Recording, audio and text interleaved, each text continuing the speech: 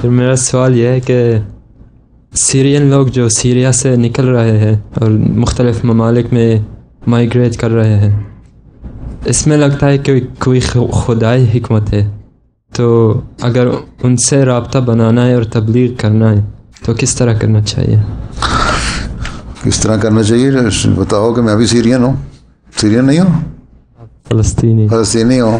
یہاں سیرین بھی ہیں بہت سارے، فلسطینی بھی. عرب بولنے والے جتنے ہیں، عربی بولنے والے، ان کو چاہیے کہ جتنی عرب پاکٹس ہیں ان کو تلاش کریں، وہاں جائیں، دیکھیں کہ یہ تمہارے حالات ہیں، دنیا نے تمہیں یہ تو نے دیکھ لیا، اور پھر آہستہ آہستہ وہ قریب لاؤ.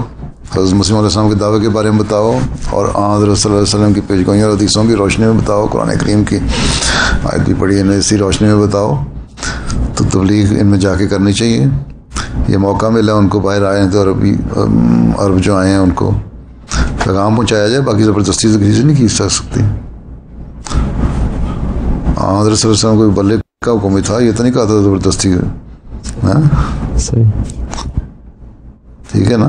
تو تبلیغی راستے تلاش کرو. یہ تو میں مبلغین کو، مربیان کو کہتا رہتا ہوں کہ جو پاکٹس بنی ہیں، بلکہ جماعتی نظام جو ہے تبلیغ کا، ان کو بھی ان پاکٹس میں، ہر جو قوم ہے ان کی پاکٹس میں کو تلاش کر کے ان کے لیے اسپیشل پروگرام بنایا جائے اور ان پہ تبلیغ کی جائے جا کے.